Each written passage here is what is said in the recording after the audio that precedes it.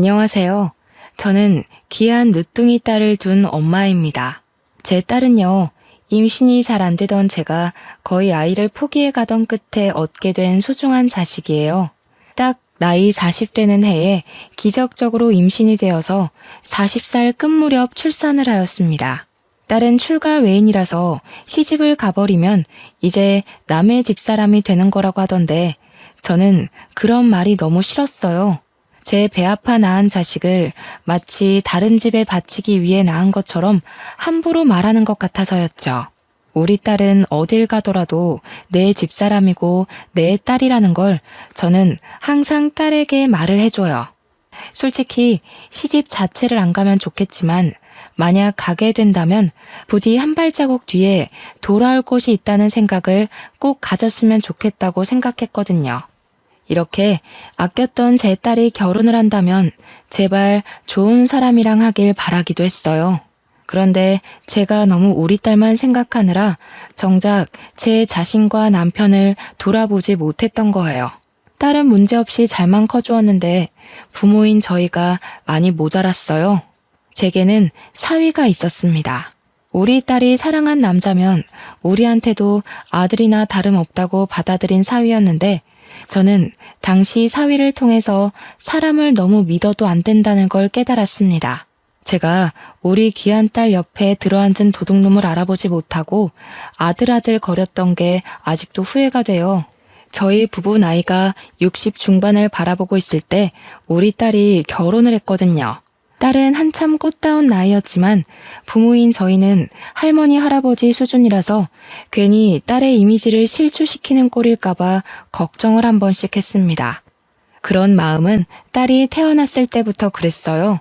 늦은 나이라도 딸이라는 축복을 받을 수 있게 돼서 정말 기뻤지만 한편으로는 걱정도 되는 게 나이였습니다. 주위에서 애를 너무 늦게 가지면 나중에 아이가 부모님을 부끄러워한다는 말을 들었거든요. 남편은 다른 사람 말 같은 거 신경 쓰지 말라고 설령 우리 딸이 늙은 부모님을 창피한다면 이해해줘야 되는 거라고 다독여 주었어요. 저는 제가 상처받을까봐 겁이 나는 게 아니었어요. 우리 딸도 젊은 부모님이랑 어울리고 싶을 텐데 그것 때문에 혹시 친구들한테 놀림이라도 받을까봐 그런 게 걱정이었습니다. 하지만 아이는 제 걱정이 무색할 정도로 정말 건강하고 밝게 자라주었어요. 저희를 부끄러워할지도 모른다는 걱정을 했던 게 오히려 더 창피할 만큼 딸이 저희를 정말 끼고 살았습니다. 딸은 초등학교 졸업을 할 때까지도 계속 저희 부부 사이에서 잠을 잤었어요. 세상에 어느 자식이 안 소중하겠냐마는 제가 딸을 너무 소중하게 키웠다 보니까 결혼마저도 시키고 싶지 않더라고요. 저도 병적인 모성애라는 거 압니다. 제 마음인데도 제가 어쩌지 못해서 조절하느라 늘 진땀을 빼거든요.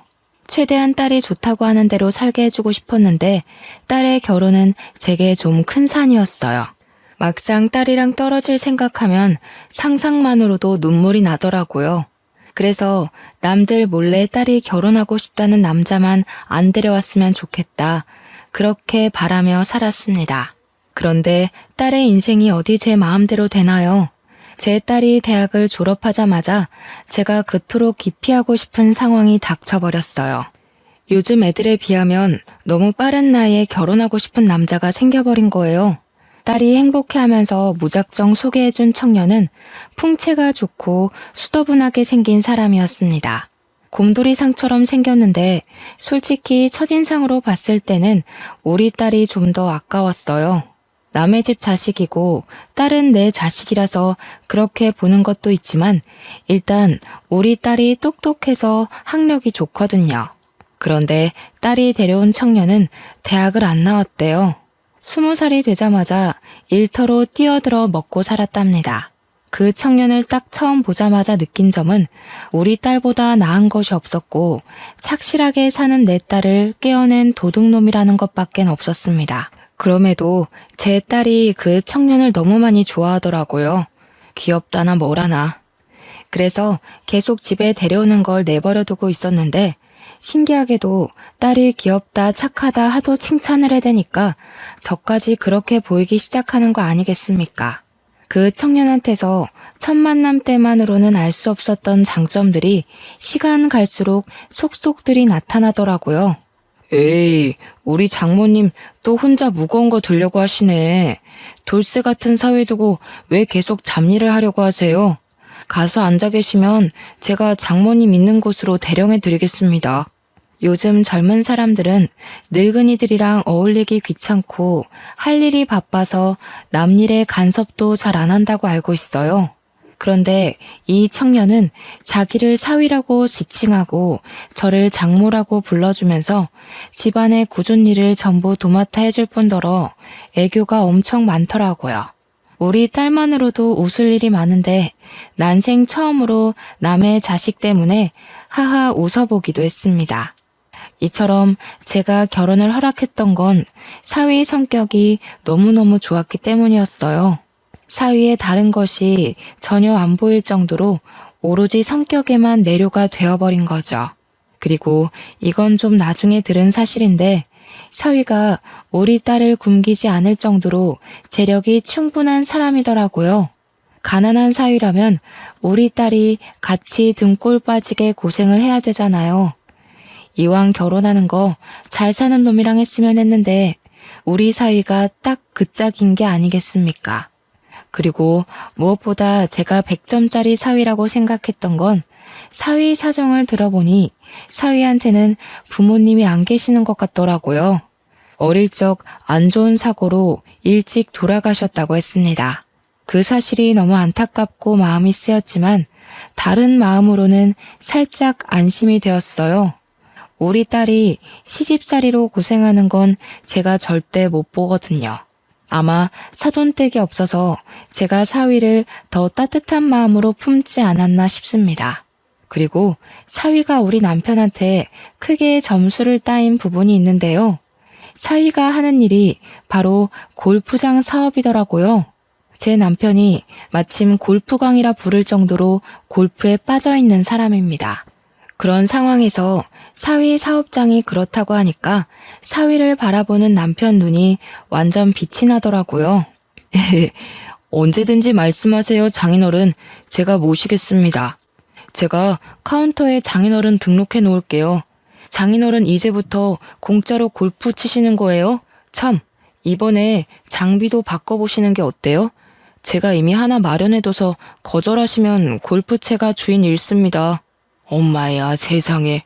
어디서 이런 복덩이가 들어왔을까? 복덩이도 아니지. 완전 금덩이 수준이야, 금덩이.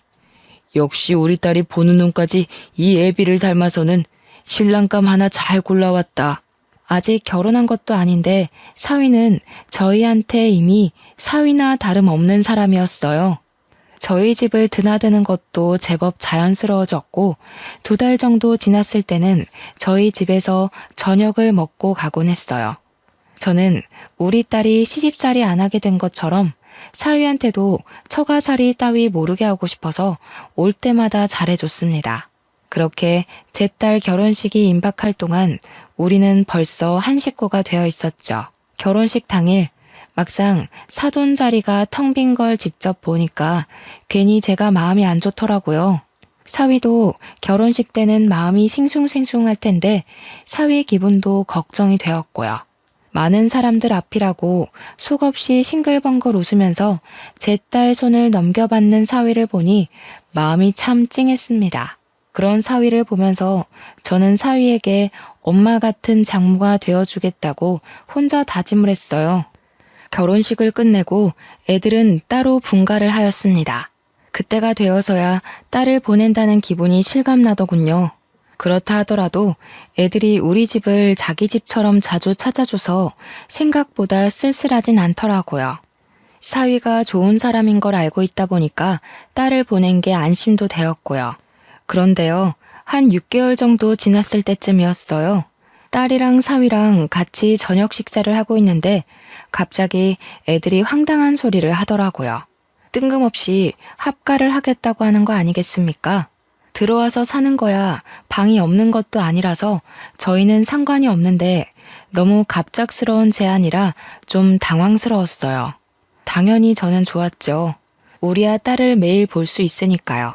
그런데 얘들이 생활이 어려운 것도 아니고 애를 낳아서 맞벌이를 하는 것도 아닌데 갑자기 신혼 즐긴 지 1년도 안 돼서 합가하겠다고 하는 게 제 딴에는 살짝 이해하기 어려웠어요.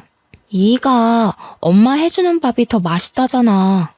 결혼 전부터 우리 집에서 밥 먹고 다니더니 완전 엄마 손맛에 길들여졌나 봐. 나보고 처가 가서 살자고 노래를 부르더라고. 예, 사실 맞습니다, 장모님. 제가 아주 지선이 못 살게 굴었어요. 지선이가 해주는 밥도 맛있긴 한데 장모님만큼은 아니더라고요.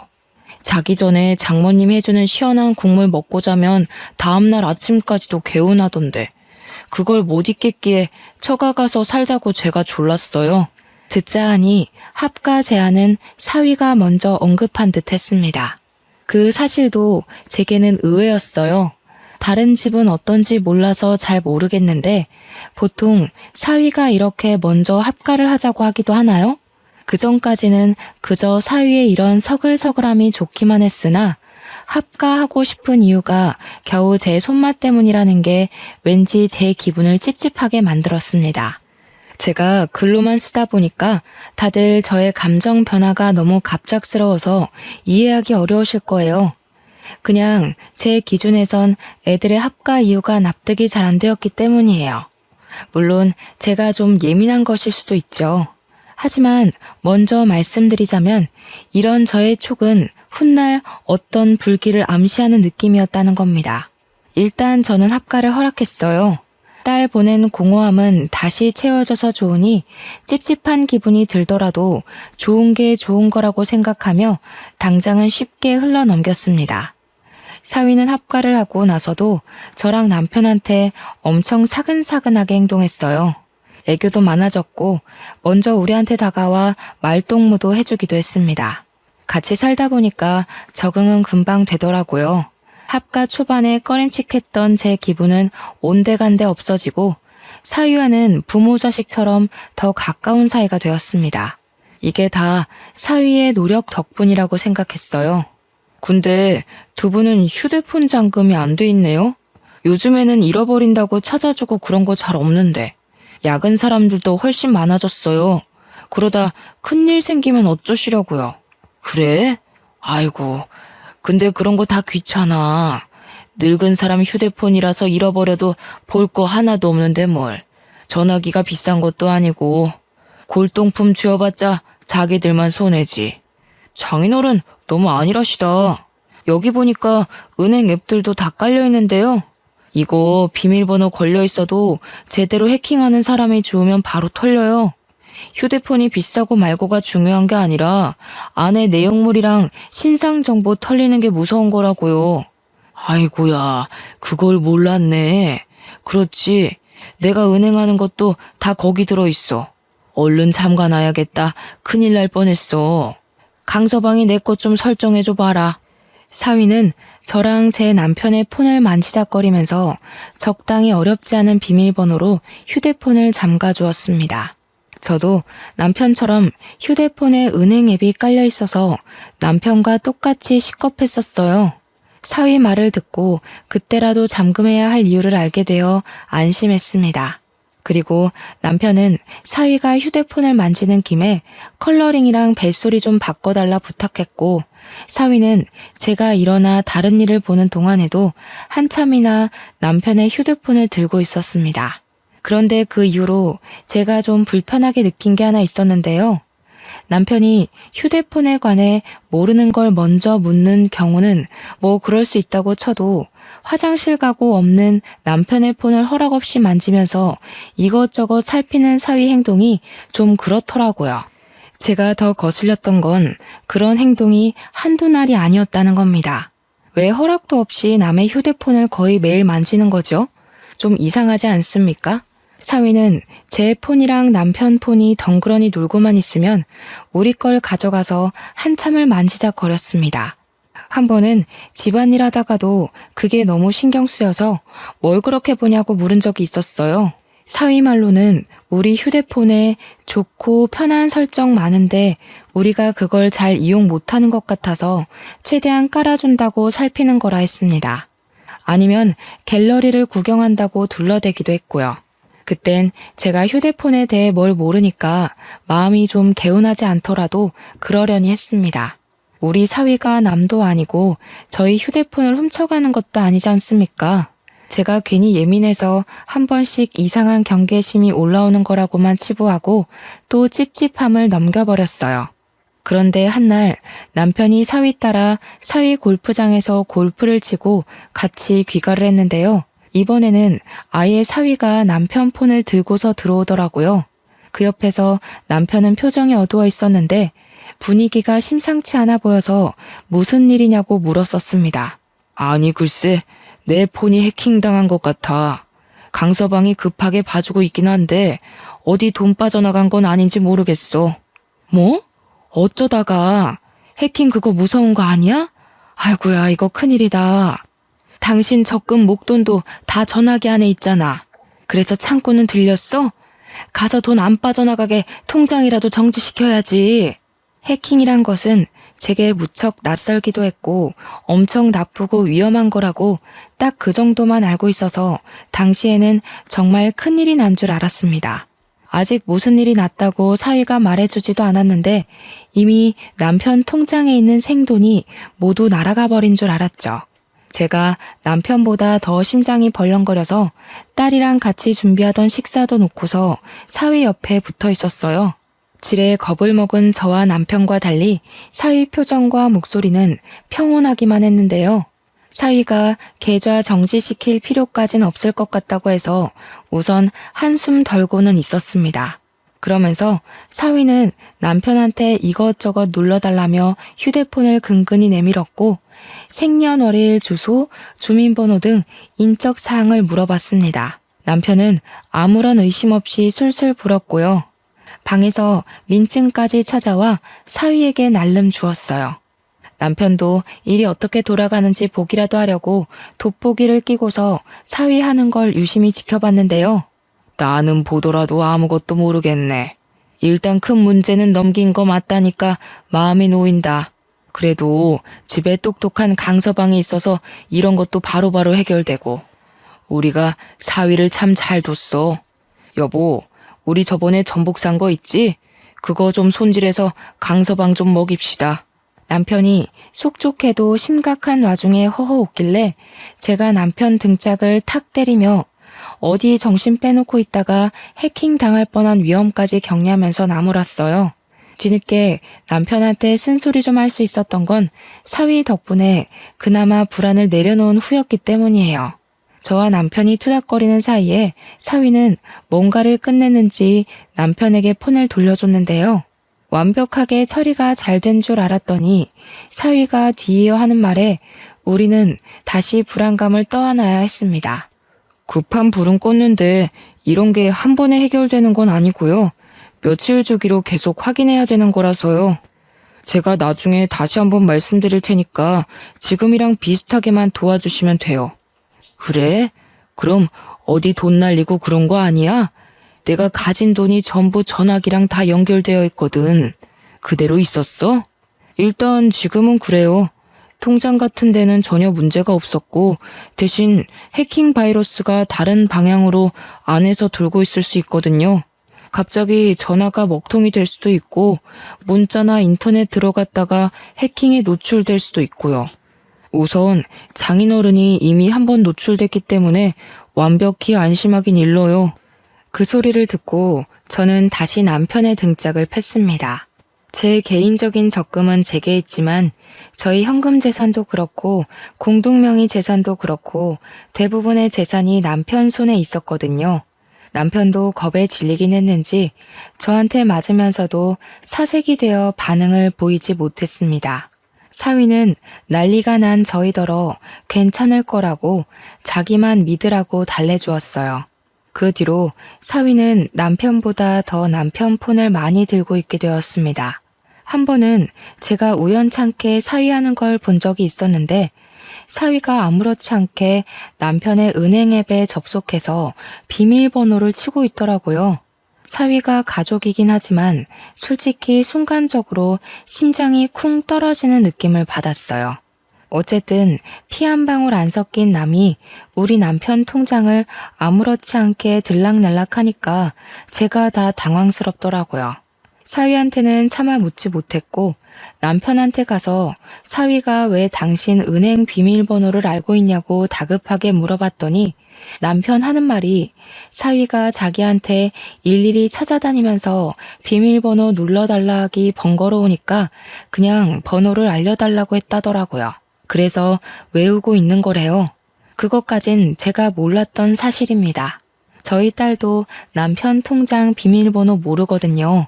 그런데 사위가 알고 있다는 게 좀 해킹 문제 때문에 어쩔 수 없다고 하지만 엄연히 재산 공개나 다름없는 거라서 조금 당황스럽고 불편했습니다. 어쨌든 사위 부탁대로 남편은 몇 번이나 사위를 도와 폰을 맡겼어요. 그 일이 오죽 지속이 되었으면 아직도 해킹 문제가 남았냐며 딸까지도 의아해하더라고요. 하지만 사위는 그저 진지하고 꼼꼼하고 심각하기만 해서 아무도 건드릴 수가 없었습니다. 그러다 남편 일이 제대로 해결되기도 전에 제 심장이 한 번 더 바닥을 친 적이 있었는데요. 여느 때처럼 평범한 날에 저한테 문자 하나가 도착했었습니다. 파란색 글씨가 반짝반짝한 게 뭘 누르게 되어 있어서 그걸 생각 없이 눌렀거든요. 그런데 언제 나타났는지 갑자기 뒤에서 튀어나온 사위가 제 폰을 뺏으면서 막 열을 내며 침을 튀기는 겁니다. 장모님, 그런 거 함부로 누르시면 안 돼요. 아, 망했다. 장모님 폰까지 털린 것 같은데. 이런 게 제일 흔하게 해킹당하는 방법이라고요. 이거 빨리 알아봐야겠는데요? 뭐? 아유, 그럼 어쩌나? 어떻게 좀 해봐. 나는 그냥 뭘 눌러야 하는 건가 싶어서 생전 그런 게 안 오더니 왜 갑자기 그런 게 날라오고 난리래? 너네 장인어른 문제 때문에 혹시 나한테까지 날라오고 그럴 수 있는 거야? 그건 더 알아봐야 돼요. 아마 그랬을 수도 있고요. 아니면 요즘 이런 수법은 흔해서 막 뿌리는 방법이거든요. 잘 아는 사람들은 이미 의심부터 해서 웬만하면 안 누르는데 장모님은 모르셨으니까 어쩔 수 없죠. 남편을 나무랐던 게 고작 한 달 전일 때였는데 그걸 한심하게 봤던 제가 똑같은 짓거리를 저질러버린 셈이라 무척 당황스러웠습니다. 또 남편일 때보다 훨씬 큰 두려움도 다가왔죠. 제가 남편보다는 돈을 적게 안고 있는 편이었지만 저 또한 적은 돈은 아니었거든요. 그 돈이 다 날아갈까봐 그저 사위를 믿고 사위가 시키는 대로 다 해주었어요. 당연히 저도 민증까지 가져와서 사위한테 고스란히 바쳤죠. 남편 입장이 되어보니까 남편처럼 속수무책으로 사위한테 모든 걸 대령할 수밖에 없더라고요. 잘 알지도 못하는 해킹이란 구덩이에 빠지니까 제게 동아줄을 던져주는 사위의 도움만이 살 길이라 생각이 들었습니다. 그게 썩은 동아줄인지 가시 박힌 동아줄인지 그런 것도 판가름할 정신이 없이요. 남편이 폰에 대해 잘 모르는 만큼 저도 기계는 전혀 다룰 줄 몰라서 사위가 제게 폰을 보여줄 때만 들여다보곤 했습니다. 제 것도 남편 것처럼 며칠이 걸렸어요. 저는 남편처럼 밖을 쏘다니는 사람이 아니기 때문에 집에만 있었는데 그래서 사위도 제 곁에서만 폰을 만졌습니다. 어떤 날엔 한참 사위 맞은편에서 자리를 지키고 앉아 있는데 때마침 세탁기가 다 된 소리가 났어요. 그 바람에 잠깐 자리에서 일어났다가 일어난 김에 사위가 누르고 있는 화면을 보게 되었습니다. 무슨 비대면 실명 인증 절차? 이해하긴 어렵지만 의문스러운 문구가 적혀 있는 겁니다. 역시 옛날 사람인 제가 빠르게 알아차리기엔 어려운 용어라서 그대로 세탁실에 갔고 잠깐만 있다가 다시 사위가 있는 곳으로 돌아왔습니다. 그러면서 또 사위가 뭘 하고 있나 화면을 슬쩍 보았죠. 이젠 화면에 모바일 신용대출 신청서라 적힌 글자가 있더라고요. 대출 신청서? 그 정도는 저도 알아들을 수 있는 말이었습니다. 대출한다는 거잖아요. 그런데 대출이랑 해킹은 관련이 없지 않습니까? 사위가 손가락을 빠르게도 놀리면서 열심히 제 신상 정보를 신청서에다 적어 내려가는 중이었어요.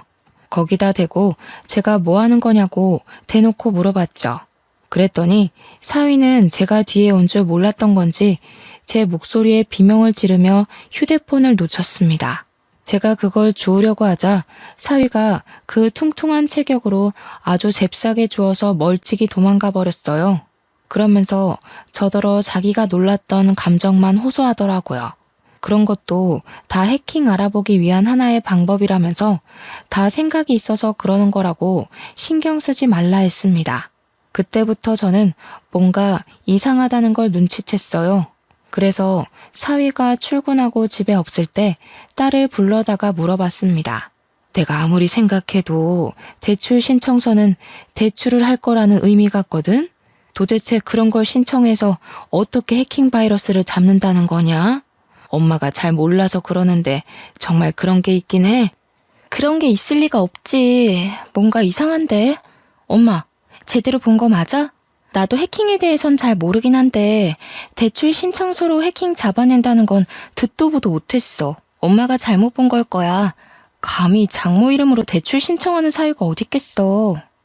아니라니깐. 이 엄마가 다른 건 다 안 좋아도 시력 하나는 건강하잖니. 정말 대출 신청이라고 돼 있었어. 네가 나중에 사위한테 슬쩍 한번 물어봐봐. 에이, 엄마는 아직도 사위가 어떤 사람인지 몰라? 그 순둥순둥한 사람이 어디 그런 꼼수를 부릴 만한 배짱이 되겠어? 말이 되는 소리를 해야지. 딸이 제 말을 믿지 않으며 설렁설렁 대응을 하길래 저는 난생 처음으로 딸에게 언성을 높이면서 똑똑히 봤다고 지금 엄마 바보 취급하는 거냐고 호소를 하였습니다. 절대 잘못 본 거 아니니 제발 좀 알아봐 달라고 사정까지 했어요. 그랬더니 딸은 제 반응에 당황해서 저를 달래주었고 이내 곰곰이 생각하더니 나중에 사위 오면 물어보겠다고 했습니다. 그리고 그날 밤 딸이랑 사위 다투는 소리가 거실 밖까지 새어나왔어요. 미친 거 아니야? 당신 지금 우리 엄마 아빠한테 사기친 거야? 제정신이 아니고서야 어떻게 장인 장모 돈을 빼먹을 생각해? 내 상식선에선 진짜 이해 안 되거든? 무슨 이런 인간 말종이 다 있어? 무슨 말이 그따위야. 힘들면 부모 되는 사람이 자식 뒤에서 등 좀 밀어줄 수 있는 거 아니냐? 장인 장모님이 사위 미천 대줄 능력이 안 되니까 대출이라도 받으려고 했던 건데 뭘 사기꾼이야. 야 미친놈아. 그게 사기꾼이야. 허락도 없이 돈 쳐 빼가는 게 사기지 뭐냐고. 이거 완전 도둑놈 새끼네. 진짜 기가 차서 웃음도 안 나온다. 당신 이거 우리 부모님 기만한 거야. 우리 엄마 아빠가 아무것도 모른다고 해킹으로 사기나 치고 대놓고 개인정보 캐묻고 어쩜 그렇게 뒤통수를 칠 수가 있어? 알고 보니 사위가 저랑 제 남편이 허술하게 휴대폰을 관리하는 걸 파악하고서 저희 이름 앞으로 대출을 받아 자기가 쓰려고 했던 거였습니다. 해킹을 당했다는 거는 역시나 아무것도 모르는 저랑 남편에게 거짓말을 한 것이었고 사위가 저랑 남편을 물로 보고서 대놓고 속여먹은 거였어요. 듣자 하니 이미 대출을 몇 번 받았더라고요. 액수가 한 6천만 원은 되는 것 같았습니다. 밖에서 기함을 하고 있는데 그 순간 방에서 무슨 뺨 갈기는 소리가 났고 저는 지체하지 않고 방에 들어갔습니다. 제 눈앞에는 바닥에 엎어져서 오른쪽 볼을 감싸고 있는 딸이 있었어요. 제 귀한 딸이 잘못 없이 쓰러져 있자 눈이 돌아버린 저는 저보다 훨씬 덩치 큰 사위에게 바로 덤벼들었습니다. 나약한 힘으로 사위를 힘껏 밀어버렸는데 그놈의 커다란 풍채 때문에 꼼짝도 안 하더라고요. 무슨 돼지 석상도 아니고 500년 묵은 나무도 아니고 어쩜 그리 타격을 안 입는 건지 오히려 저한테 짜증이 난 사위가 저를 툭 밀어버렸습니다. 사정없이 넘어진 저는 주위 가구에 팔이 세게 부딪혔고 금이 갔는지 통증이 엄청났어요. 다른 생각도 못하고 그저 대굴대굴 구르기만 했습니다. 그때 딸은 저를 급히 살피면서 119를 불렀어요. 그러고는 사위에게 곧장 쌍욕을 해버렸죠. 나중에 119까지 들이닥치니 그제야 방에서 슬 나와 본 남편은 제가 다친 걸 보고는 얼른 쫓아와 부축을 해주었고 저희는 모두 병원으로 향했습니다. 물론 사위는 빼고요. 나이가 있어서 그렇지 깁스하고 조심하면 금방 다시 뼈가 붙을 거라고 의사 선생님이 안심시켜 주었는데요. 한숨 돌리고 난 후에야 저희는 아까 있었던 일을 다시 생각해 볼 수 있었습니다. 딸은 굉장히 화가 난 상태였어요. 우선 자기 신랑이 우리한테 패기친 부분을 가장 크게 담아두고 있었어요. 딸은 집으로 돌아가는 길에 사위를 경찰에 신고해버렸습니다. 제가 딸을 잠시 말리면서 신고를 해버리면 너네 이혼할 수밖에 없다고 했더니 딸이 그딴 도둑놈 새끼랑은 못 산다고 당연히 이혼할 거라 하대요. 그래서 딸이 마음대로 하도록 저도 내버려 두었습니다. 사실 딸이 그렇게 말해주길 제가 기대했는지도 모르겠네요. 그렇게 바로 경찰서로 간 저희는 사위에게 무슨 짓을 당했는지 세 식구 다 진술서 작성하고 난 뒤에 사위를 만났습니다. 저는 둥그런 덩치를 하고서 작은 의자에 앉아있는 사위가 원망스러워서 후다닥 달려가 사위 등짝을 몇 대나 팼어요. 이 못난 놈, 못났다 못났어. 우리가 널 얼마나 믿었는데 네가 어떻게 우리한테 이럴 수가 있니? 그 착해 빠진 얼굴로 감히 어른을 놀려? 우리가 너한테 서운하게 한 게 뭐 있다고. 이렇게 눈치 없고 답답하게 구시니까 제가 사기라도 칠 수밖에 없었던 거예요. 다른 집 처가들은 사위한테 용돈도 몇백씩 주고 그런다는데 장모님은 목돈도 많으시면서 저한테 한 푼도 안 주셨잖아요. 그게 잘해준 거예요. 요즘 사위한테는 그렇게 돈으로 째째하게 구는 게 서운하게 하는 거예요. 이런 썩을 놈, 어디 쓰레기를 주워다 처먹었나? 말끝마다 악취가 진동을 해서 더는 못 들어주겠네. 고작 사기친 놈이 뭐 잘난 짓 했다고 면상 빳빳이 쳐들고 있어? 고개 쳐박아 이놈 새끼야. 저도 저지만 남편이 사위를 정말 많이 좋아했는데 그래서 사위에 대한 배신감이 더 심한 듯 했습니다. 남편이 눈에 불을 켜고 사위의 머리통을 후려치며 형사님 책상에다가 처박아 버리더라고요. 평소 골프하느라 팔 근육이 죽지 않고 단련이 되어 있었는데 제가 덤비면 꼼짝도 안 했던 사위가 남편 손짓 한 방에 힘도 못 쓰고 머리를 박았습니다. 심지어 남편은 아무리 생각해도 분이 안 풀린다면서 한 대로 모자라 두세 대는 더 뒤통수를 후려 갈겼습니다. 그러자 처맞고 있던 사위가 짜증을 팍 내면서 벌떡 일어났는데 남편은 사위의 커다란 덩치에 놀라지 않고 바로 발등을 콱 밟으면서 반대 딸이 정강이까지 차버렸어요. 그렇게 노려보면 어쩔 건데? 이 지옥불에 떨어질 놈 같으니라고. 부모 없다길래 불쌍해서 신경 좀 써줬더니만 아주 우리를 봉으로 보고 있어? 그 머리로 뒷일까지 생각 안 한 거 보니 그냥 똥멍청이가 따로 없구나.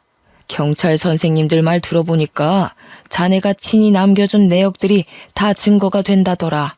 무슨 말인지 알아? 네가 네 발목 잡은 거라고 이 개놈 자식아. 남편이 말하는 내내 계속 사위를 들고 찾는데도 경찰서에선 말리는 사람이 없었습니다. 경찰들도 제 남편 입장에 서 있었던 거예요. 그 시간이 늦은 밤이라서 보는 눈이 적을 때였기에 경찰들이 눈을 감아준 게 아닌가 싶습니다. 그래서 저랑 딸이 그만 더러운 것에 손 떼라고 말려줘서 남편이 겨우 참은 거였어요. 남편한테 처맞느라 소리도 제대로 못 내던 사위는 갑자기 일어나서 우리 남편을 폭행죄로 고소하겠다고 연병을 부리기 시작했는데요. 그러니 이번에는 우리 딸이 들고 있던 휴대폰 껍데기로 싸다고를 때렸고 그 젤리 같은 껍데기가 사위의 찰진 살을 몇 대나 더 내리쳤습니다. 나도 당신 쳤으니까 어디 나까지 고소해봐. 누가 이기나 제대로 따져보자고. 무식하게 덩치만 커가지고 귀엽다 해주니까 자기가 남들 눈에도 귀여워 보이는 줄 아나 봐? 콩깍지 씬 내 눈에만 그랬던 거지. 솔직히 나도 너 처음 봤을 때 냄새나게 생겨서 별로였어. 고작 봐줄 게 성격 하나였는데 그게 망가지니까 사람 정말 구려지네. 이것들이 다들 정신 나갔나? 이런 식으로 나오면 나도 온갖 인맥 다 끌어다가 당신들 깜빵 보낼 거야. 깜빵 보내는 거 솔직히 다 인맥발인 거 알지? 나한테 이따위로 군 거 나중에 피눈물 흘리면서 질질 짜고 싶지 않으면 당장 무릎 꿇고 사과해. 특히 니년부터 대가리 쳐 숙여. 하염없이 자그마한 저희들이 설치는 건 경찰이 눈을 감아줬는데 사위가 우리 딸에게 손을 들자 앞에 있던 형사가 벌떡 일어나서 사위 뒷덜미를 잡아 앉히더라고요. 경찰이 사위한테 닥치고 앉으라 하면서 사기친 게 뭐 자랑이라고 고소고소거리냐고 딱딱한 파일로 사위의 머리통을 몇 번이나 내리쳤습니다. 참, 그리고 이건 조사 과정에서 알게 된 건데요. 사위 부모님이 돌아가신 게 단순 사고인 줄만 알았더니 그게 아니더라고요. 두 분 다 극단적인 선택을 한 거였고 또 사돈 형제들 집안에는 감옥에 갔다 온 범죄자도 있다고 했습니다. 그건 사위가 숨겼던지라 딸도 전혀 몰랐던 사실이라고 합니다. 올바르지 않은 집안에서 자란 사위가 정상적이고 바르게 크는 건 좀 어려웠겠네요. 그러니 지금도 남의 등 처먹는 짓 하면서 살고 있는 거겠죠. 심지어 사위 건 줄 알았던 사위 골프장 있지 않습니까? 그것도 다 사기친 거였더라고요. 사실은 사위께 아니라 사위랑 같이 사람들 등쳐먹는 짓 하는 양아치 동네 형이라 하대요. 저희한테 써먹은 수법처럼 나이 많은 사람들이 잘 모르는 휴대폰을 가지고 청산유수 말솜씨를 부려 등쳐먹고 돈 모아서 골프장을 유지하는 것 같았습니다. 우리 딸은 조사하면 할수록 사위가 자기한테 의도적으로 접근해서 일부러 성격 좋은 척 연기를 했던 거란 걸 알게 되었어요. 그러니 딸이 이거 완전 사기 결혼 아니냐고 머리 끝까지 화가 나서 사위를 한 대 더 쳤고 바로 사위에게 이혼 소송 및 사기죄로 고발을 해버렸습니다. 당연히 사위가 저희 몰래 빼간 돈 6천만 원도 정당하게 청구 요청에 받아낼 수 있었어요. 사위 때문에 다친 팔도 진단서만 제출하면 그에 대한 벌금을 물 수 있다고도 했습니다. 순식간에 모든 걸 잃게 된 사위는 뭔가 잘못 돌아간다는 걸 느낀 건지 그제야 저희 앞에 무릎을 꿇으며 급하게 사정하기 시작했습니다. 잠깐만요. 진정 좀들 하세요. 집안 문제를 왜 이렇게까지 끌고 가는데 우리끼리 대화로 잘 풀 수 있는 거잖아요. 6천만 원 그거 돌려드릴게요. 골프장이 제게 아니긴 해도 6천만 원은 빼내올 수 있어요. 그러니까 우리 서로 소송까진 가지 맙시다.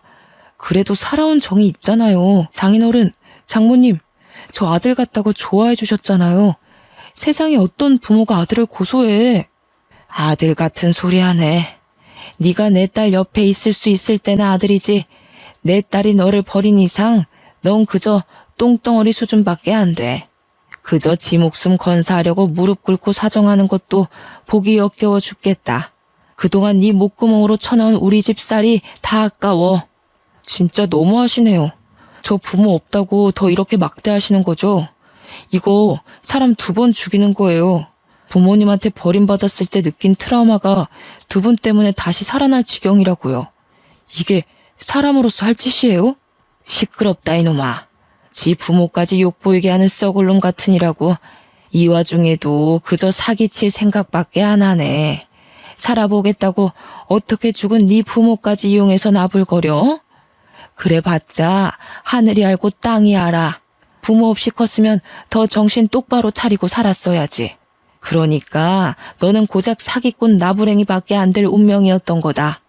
반성 같지도 않은 반성을 해놓고서 사위는 자기가 뭐 대단한 회유라도 보여주는 줄 아나 봅니다. 반성을 해줘도 난리냐고 다시 얼굴색이 돌변해서는 벌떡 일어나 저한테 따졌어요. 역정을 내면서 손찌검을 행사하려고 하길래 이제 그만 경찰한테 연행되고 말았습니다. 그대로 유치장에 수감이 되면서 저희한테 합의받을 기회마저 스스로 들고 차버린 거죠. 그리고 사위가 양아치 형님이랑 같이 운영해왔다던 그 골프장은 경찰들이 바로 압수수색을 나갔는데요. 세상이나 글쎄 그 골프장이 다른 골프장처럼 멀쩡한 곳은 아니더라고요. 법에 위반되는 불법적인 수단 등이 많았다고 했고, 거기 신규 아르바이트생 말고 정직원으로 일하는 사람들은 조사를 들어가야 될 정도로 수상한 사람들이 많아서 다 잡혀갔다고 합니다. 당연히 골프장은 잠정적으로 운영 정지시켰고요. 무슨 깡패들 현금 세탁하는 곳으로 이용되고 있다고 했었나? 저는 경찰한테 자세히 전해 들어도 뭐 아는 게 없으니 그저 사위가 아주 못된 놈이었다는 것만 기억하고 있어요. 사위 포함해서 몇몇 우두머리들은 징역을 살게 되었다고도 들었습니다. 살면서 깡패를 만나게 되는 일도 드문데 깡패 같은 놈이 우리 사위로 왔다 갔으니 어디 쪽팔려서 이런 얘기를 할 수나 있을지 모르겠네요. 아무리 우리가 늙어서 세상 물정 잘 모른다고 하지만 우리 같은 노인네들도 한 시대에서 청춘을 보내온 사람들입니다. 우리가 젊었을 그 당시에도 마찬가지로 그때의 노인네들은 아무것도 몰랐어요. 그렇다고 사위처럼 젊은 나이 믿고 노인네들한테 사기치는 짓은 안 했다는 거예요. 사기는 그냥 사기일 뿐이에요. 어떤 변명이 붙어도 그건 말 그대로 변명일 뿐이라고 생각합니다. 사기치는데 젊고 늙고가 어딨겠습니까? 젊으면 한 번쯤 사기쳐 볼 수도 있고 늙으면 한 번쯤 사기당해 볼 수도 있고 이런 건 말이 안 되죠. 똑같은 인간인데 같은 땅덩어리에서 같은 목숨을 갖고 사는 사람이 그러면 안 되는 겁니다. 도대체 어떤 마음으로 살아야 사위처럼 결혼까지 해서 돈을 빼올 생각을 하는지 그건 아직도 이해하기 어렵고 잘 모르겠네요. 어쨌든 제 딸은 다행히도 이혼을 했다고 해서 그리 큰 타격을 받은 건 아니지 싶었어요. 친구들이랑 통화하면서 매일 밤 사위 욕을 하는 걸 들었거든요. 만약 재기할 수 없을 만큼 큰 상실감을 얻고 무너졌다면 훗날 이런 이혼 사실이 딸 인생의 트라우마로 남을 만큼 큰일이었다면 저렇게 다른 사람에게 쉽게 얘기하진 않지 않았을까 조심스레 생각해봅니다. 가끔씩 딸이 저랑 남편한테도 사위 욕을 하면서 정신 빠진 놈 데려와서 미안하다고 사과를 해줍니다.